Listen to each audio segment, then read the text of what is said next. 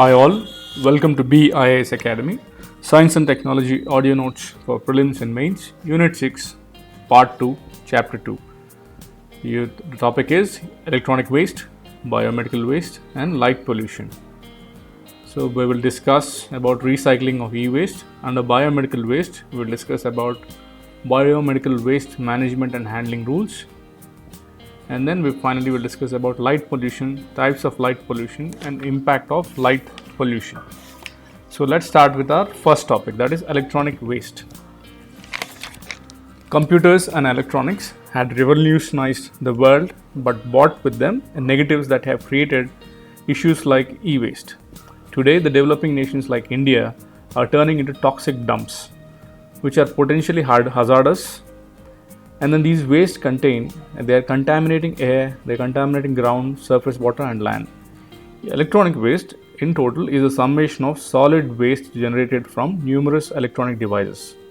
The European Union's Waste Electrical and Electronic Equipment, that is WEEE, European Union's Waste Electrical and Electronic Equipment define e-waste as the discarded computers, discarded mobiles, and entertainment electronics like discarded TVs, electronic tools, large household appliances like refrigerators, ACs, and small household appliances like vacuum cleaners, and leisure equipment like electronic toys. E-waste also include medical equipment, instruments, surveillance equipments. As according to the report of ASSOCHAM, released in 2018 June, India is among the top 5 e-waste generating countries in the world. Next to China and USA, Japan and Germany. First is China, second is USA, third is Japan, fourth is Germany, fifth is India. According to the report, which report? ASSOCHAM report. When was it published? In the year 2018. India is generating 20 lakh tons of e-waste every year. Remember this, 20 lakh tons. How much e-waste we are generating? 20 lakh tons. 20 lakh tons of e-waste is generated every year as per the report, ASSOCHAM report 2018. Okay. The quantity that is recycled is about 4 lakh tons. So 20 lakhs tons of e-waste we produce, and of which we recycle only 4 lakhs 50,000 approximately.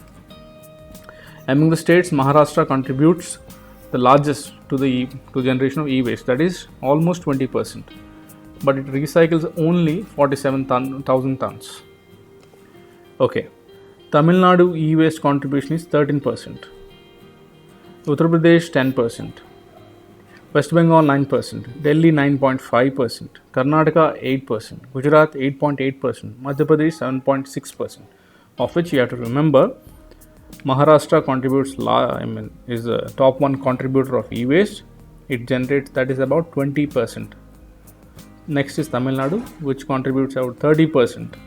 Okay, and third is Uttar Pradesh 10%. Okay, the global volume of e-waste is expected to reach 52 million tons. That is 6.8 kg per inhabitant by 2021. So that means by 2021, each individual will be producing around roughly 6.8 kgs of e-waste per annum.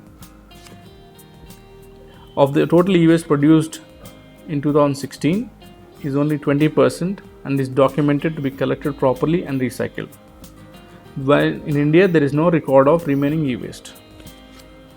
Only 20% is collected, and we don't have an idea or a clue regarding the 80% of the e-waste. Okay, let's look at the problems and benefits associated with recycling of e-waste. The improper cycling of e-waste results in severe damage to the environment, damage to human health. Why? Due to presence of many toxic heavy metals and other organic compounds. If properly recycled, using sound technology, the e-waste recycling provides us a valuable recoverable metals. We can recover valuable metals through recycling, like we can recover gold, we can recover copper, silver, palladium, etc. Okay, let's look at the problems associated with electronic waste. It is becoming a big problem both in terms of quantity and toxicity. Why toxicity? Because it has toxic heavy metals. Lead in the e-waste causing damage to central and peripherous peripheral nervous system. The lead also hampers hemoglobin formation. It damages kidneys. What does lead do? Lead damages kidneys. It hampers hemoglobin formation.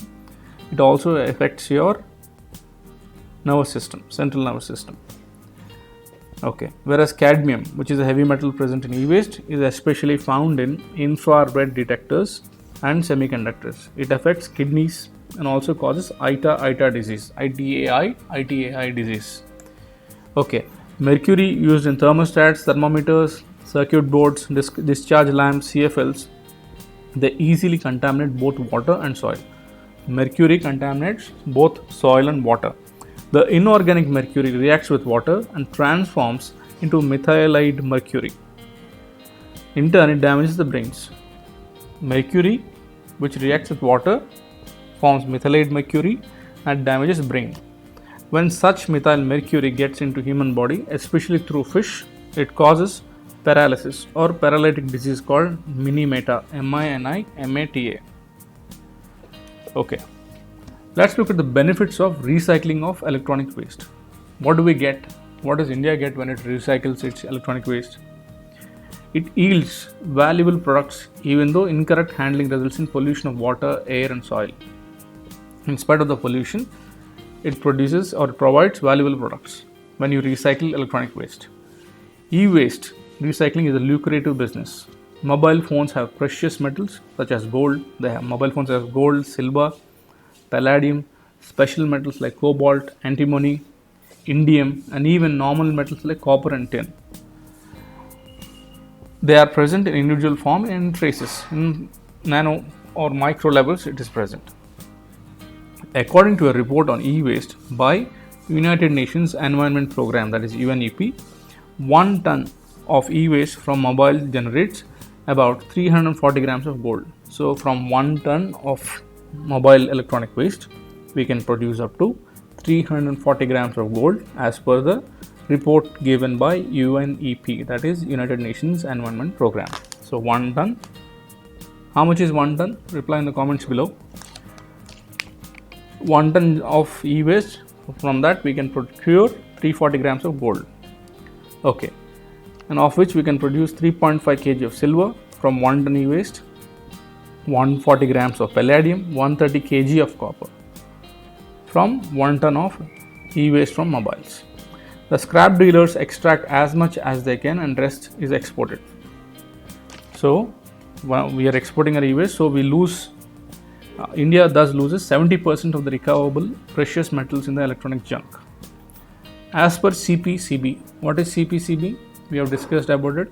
Central Pollution Control Board. There are 214 authorized recyclers and dismantlers in India. How many people are there?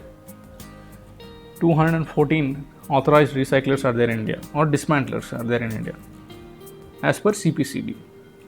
In 2016-17, they treated only 0.036 million tons of India's 2 million waste generated. Of the 2 million tons of e-waste generated, only 0.036 million tons of it is recycled. According to many studies, about 95% of India's e-waste is recycled in informal sector and in a crude manner. The process includes manual dismantling, separation and shredding, unsafe removal and collection of solder by heating, acidic extraction of metals, burning of waste to remove combustible plastics and isolating metals. All these activities cause severe pollution in air, they cause water pollution, they cause soil pollution, and severely affects the workers' health as well. So this is about electronic waste. So now let's study biomedical waste. What is biomedical waste? Biomedical waste is an emerging hazardous solid waste in the world. With booming health sector, it is expected that the biomedical waste generation may further increase in the coming years. The discarded disposable syringes, needles, blood, urine, fecal samples, removed cancerous tissues, all types of tubing, outdated medicines, bandages, removed placenta during delivery constitute the biomedical waste. What does biomedical waste compose of? Disposable syringes, disposable needles, blood, urine, fecal samples, removed cancerous tissues, tubing, outdated medicines, bandages, removed placenta. All these constitute biomedical waste. The waste is generated during diagnosis and treatment is called biomedical waste. The Central Pollution Control Board estimates that India is generating 484 tons of biomedical waste every day. How much of e-waste were we producing annually? 20 lakh tons of electronic waste is produced every year in India. 20 lakh tons every year. Coming to biomedical waste, 484 tons of biomedical waste every day. 484 tons of biomedical waste is generated in India on a daily basis. Of the total biomedical waste, only 15% is hazardous. The state of Karnataka stands first in biomedical waste generation and followed by Uttar Pradesh. Okay, let's study the impacts of biomedical waste. Biomedical waste breeds harmful microbes as well as flies. It breeds mosquitoes, which can cause or transmit various diseases among humans and animals.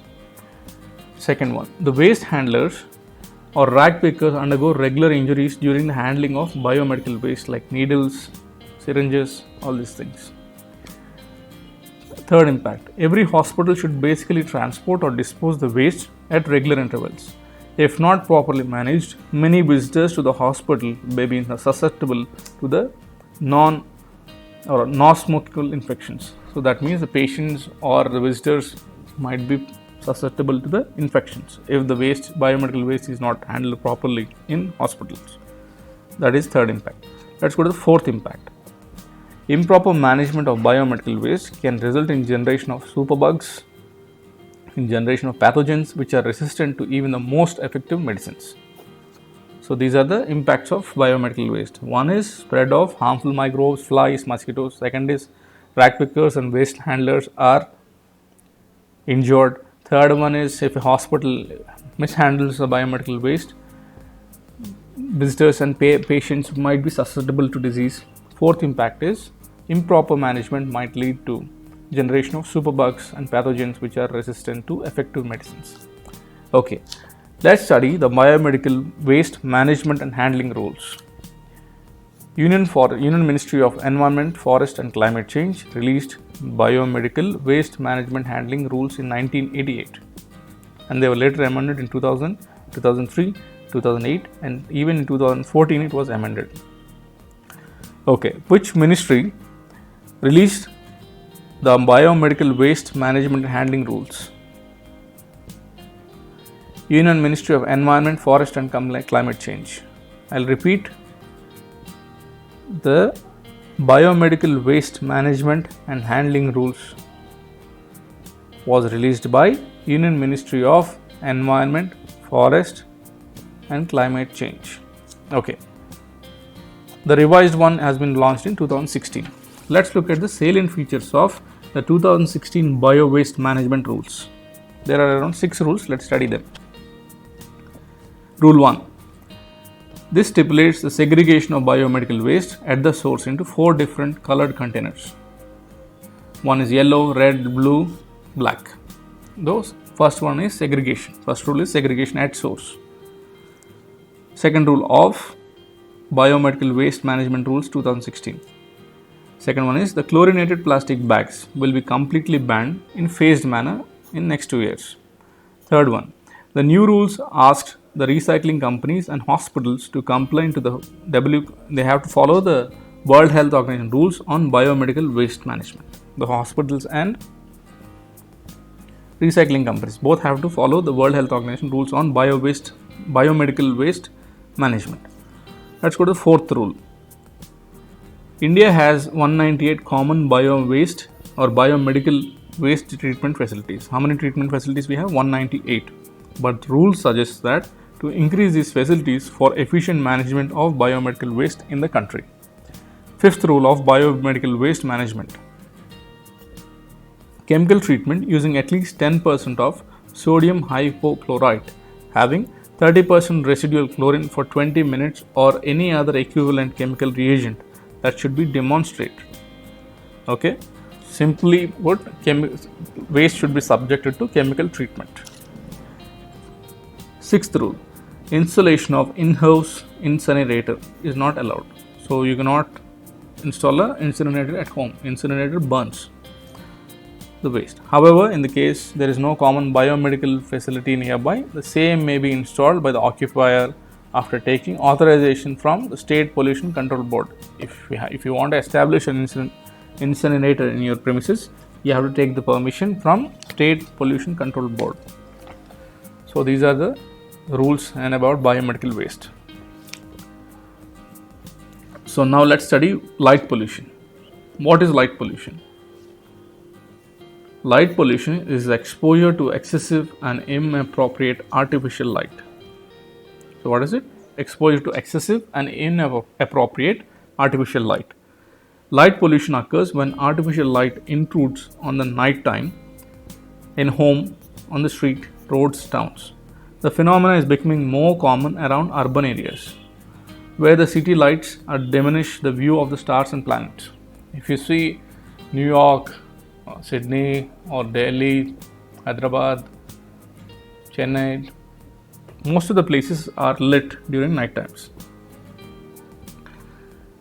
Okay, the light pollution also refers to any outdoor light that can create glare or that interferes with the natural night environment. Which interferes with the natural night environment? It is in some places, in some metros, it is very difficult to see the sky during night because the entire area is lit with artificial lightning.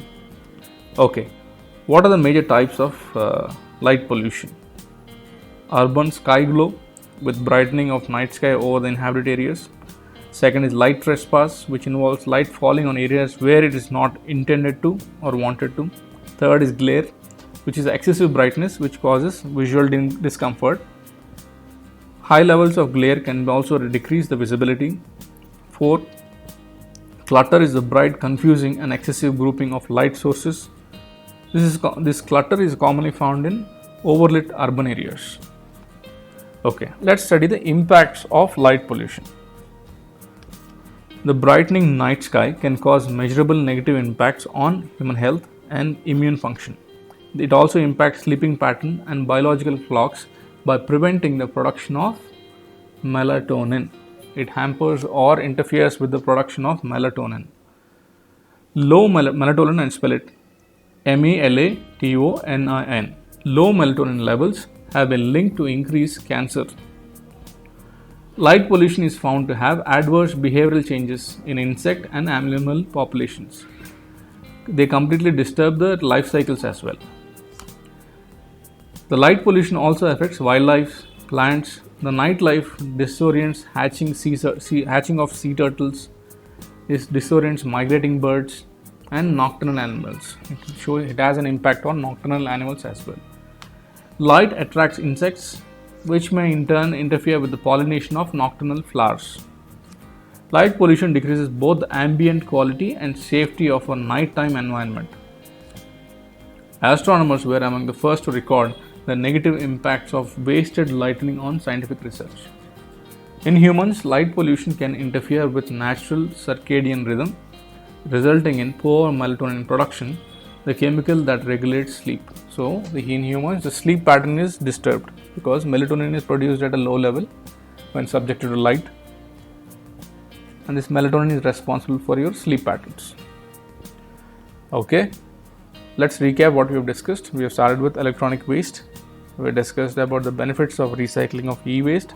Then we have discussed biomedical waste, and then biomedical waste management rules, handling rules 2016, and finally we have discussed about the types of light pollution and the impact of light pollution. Okay, with this we'll end our today's lecture. If you have any doubts, queries or need any help, you can mail us to biasacademy@gmail.com. Thank you. Have a great day.